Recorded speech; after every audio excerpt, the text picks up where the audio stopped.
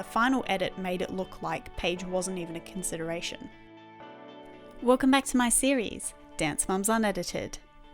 This is the series where I discuss the production notes written by actual producers of Dance Mums and discuss all the behind the scenes things that we don't get to see on the show. This week we're going to be looking at Season 1 Episode 12, which is the finale, and also the music video episode.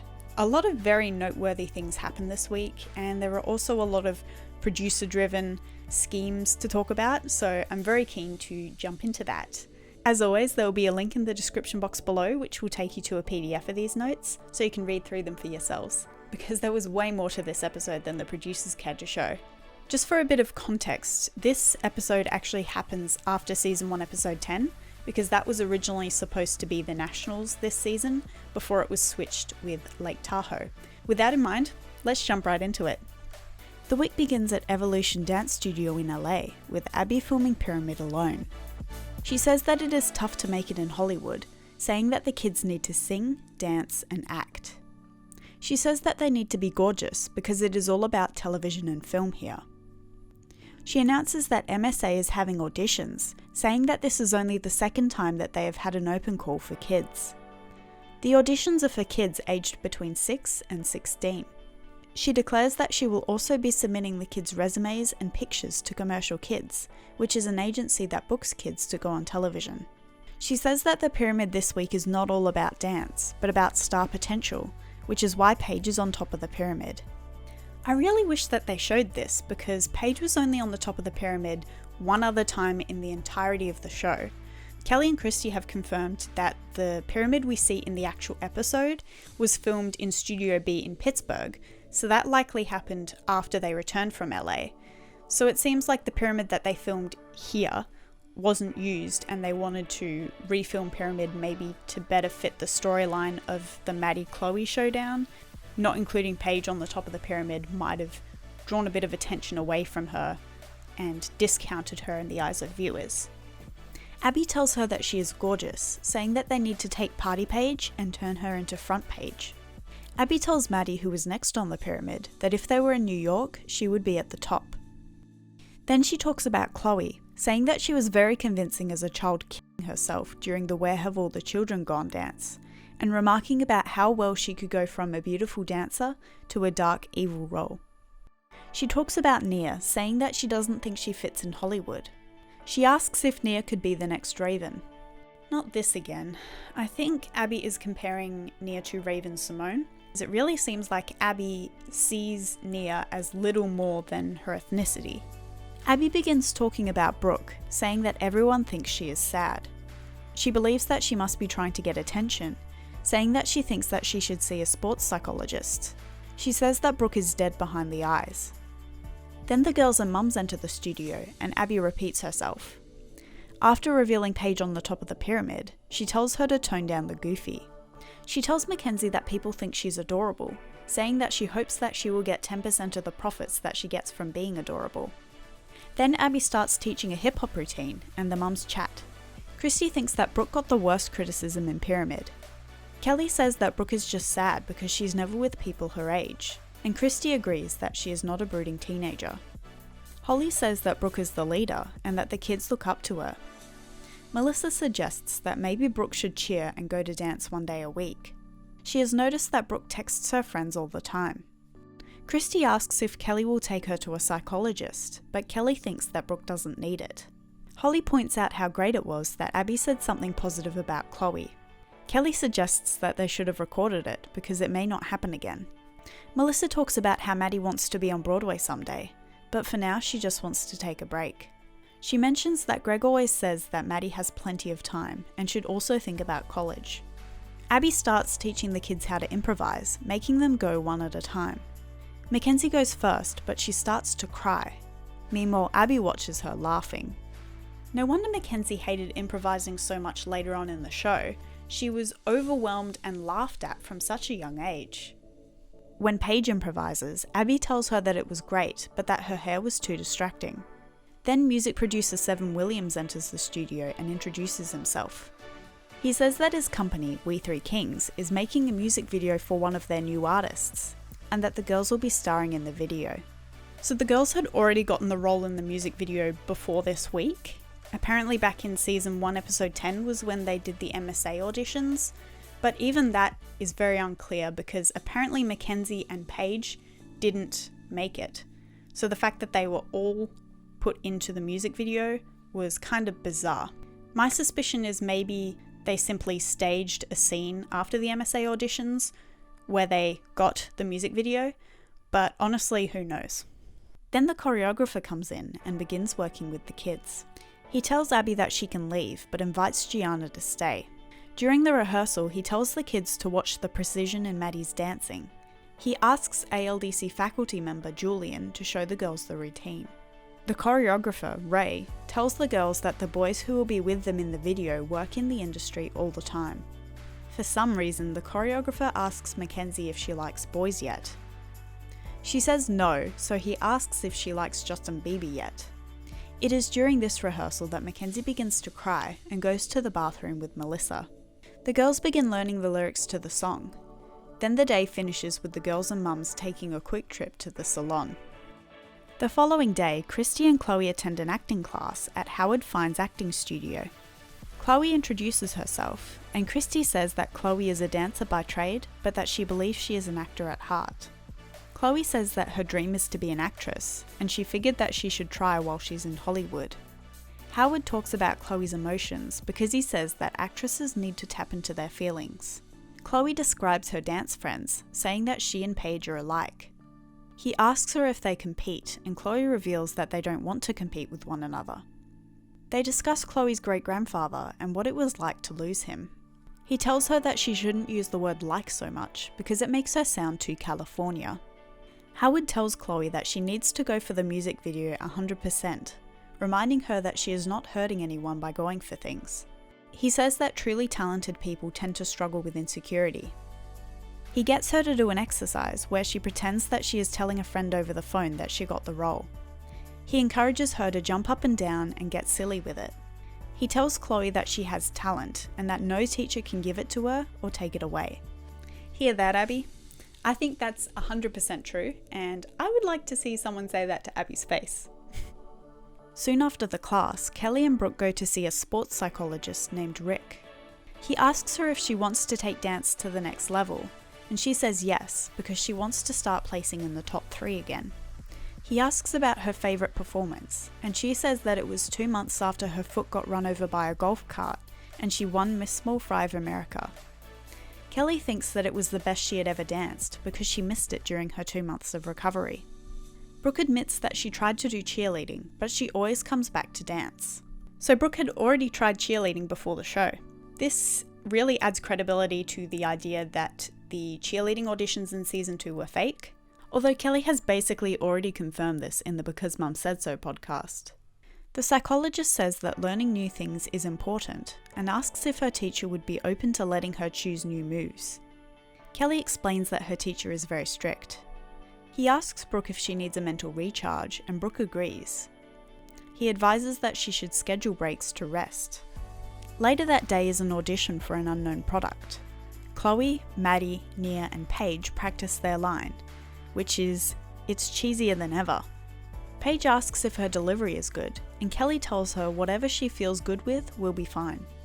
As Paige says it over and over though, Kelly tells her not to sound so fake. As Nia works on the line, she wants to know more about the context. During Chloe's audition, the casting agent asks if she wants to get into TV. Chloe says that she thinks it would be really cool and interesting to see herself on TV. Next is Maddie. The agent asks her if her mum wants her to dance, and Maddie says no, that her mum just wants her to be happy. During Nia's audition, she says that she loves macaroni and cheese. The casting agent explains that the commercial is not for mac and cheese. Paige tells the casting agent during her audition that she is always spoiled when she goes to New York. Then Melissa meets Seven, the producer, for coffee. He asks about Maddie's schedule, and Melissa explains that Maddie is independent with doing her own makeup and practicing. She says that she is just there to support her, and that she doesn't coach her at all. Seven asks if the other kids are jealous of Maddie, and Melissa replies that she is over it. The next day, the cast films some interviews. Kathy says that the ALDC mums are so governed and controlled that they may as well be in the Abby Lee. marching camp. What a horrifying comparison. That is not funny in the slightest. Vivi talks about getting her hair cut the other day, pulling her hair around to show the camera. 3 days later, Gianna and Maddie work on Maddie's solo, Universe, rehearsing as though they were in Florida, where they competed back in Season 1, Episode 8. Gianna really pushes Maddie, who starts to cry, saying that she is dizzy. Maddie walks off and rehearses by herself. Gianna tells Maddie that they have no time for this crying. She says that each step has to be perfect. Then Gianna works with Brooke on Metamorphosis, as though it is Season 1, Episode 9. She makes her do handstand walks, and Brooke says that her shoulder feels like it's going to pop out of place. Despite this, they make her run through the routine twice more. And it's not like she needed to be put through all this additional pain, this was just for the cameras. Then Christy and Kelly go out to get cupcakes, once again acting as though it is Season 1, Episode 9. Christy pulls out Chloe's costume from her solo Missing You to show Kelly. They go on talking about how it isn't fair that Kelly's kids have had so much trouble with costumes this season. Kelly is confused why Chloe always gets such good costumes when Abby dislikes Christy just as much as she dislikes her. Christy thinks that Abby looks at them and sees mean girls from high school who were mean to her. That evening, the mums go out for drinks to discuss the music video. Melissa tells the mums that Maddie was picked for a commercial. Holly says she hates to admit it, but she believes that Nia isn't going to get the lead because she's black and won't fit the part. Melissa thinks that they are going to kick Mackenzie out of the video. Kelly jokes that Paige's costume for the music video will probably somehow get lost in transportation.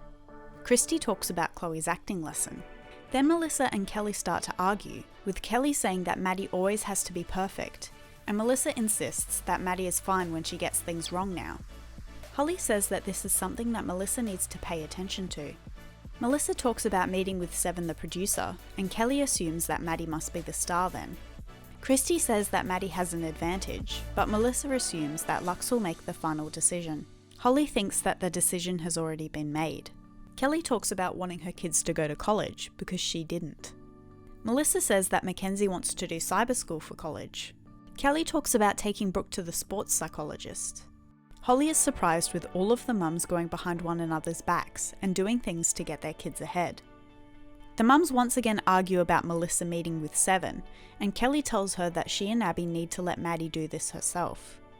Melissa says that she is done with all of this, and Holly gets mad that she is snapping at them. The next day, the girls and mums arrive at the music video set.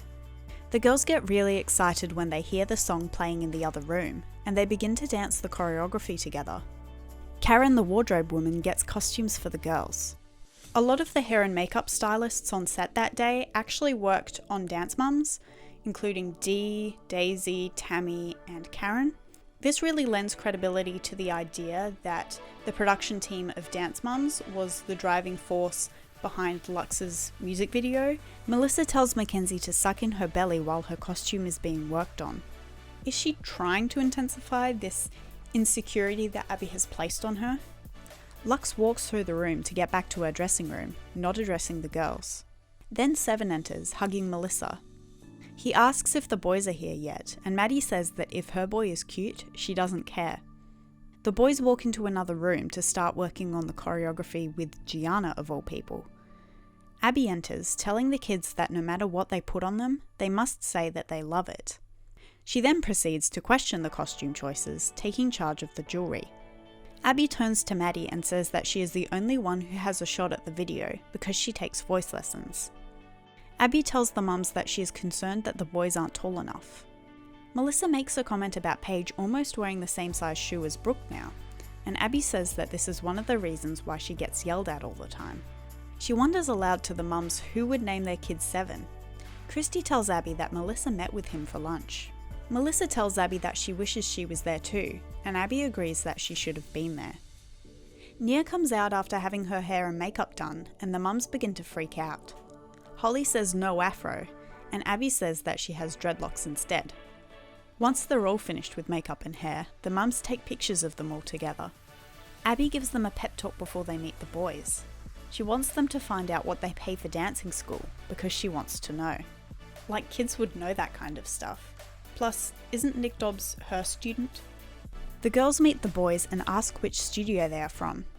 The boys say that they are from Rage. Ray, the choreographer, says that they are missing a boy on set and that they will figure something out. As they rehearse, Mackenzie goes up to Gianna crying. She says she doesn't know the dance. Maddie comes up and tells Mackenzie that she needs to stop crying. Melissa then takes her to the bathroom and tells her to stop crying. Then Abby joins them and tells Mackenzie that she will be moved to the back row. Abby tells her that she cannot say anything bad about her dance partner because he probably just finished some big video. Melissa says that she has to do the video because otherwise she might ruin it for everyone else. Abby tells Mackenzie to man up as she sends her back into the room. She is still crying, so Ray gets her to walk through it in the back. Abby declares that Mackenzie knows the dance, but that she needs a partner that knows it. She quickly corrects herself, claiming that she shouldn't have said that about someone who was hired for this video. Maddie's partner lets her fall, and Melissa says, "Don't hurt her." She remarks that she will be so mad if her daughter gets hurt. She suggests that she should switch with Mackenzie. The girls then go to meet Lux. They chat for a while and the girls ask her what her real name is. She says her name used to be Alexis. Alexis Danson, to be more exact. Christy says that they knew that she was Ted Danson's daughter because he actually sent her flowers on set that day. Then the music video crew instruct the girls to walk and pose for the cameras. They ask some of the girls to do some acting improv, pretending that they are on a roller coaster. They remark that Chloe looks a lot like Lux. They think that Brooke and Mackenzie are not the right age. They love Nia's performance the best, but say that she doesn't have the look. They claim that Maddie was too over the top, saying that it was cheesy and that this isn't Broadway. They say it's between Paige and Chloe, so they have them both do another walkthrough, with the two girls taking turns on the microphone. This must be why there were multiple shots of Paige singing into the microphone during the final music video.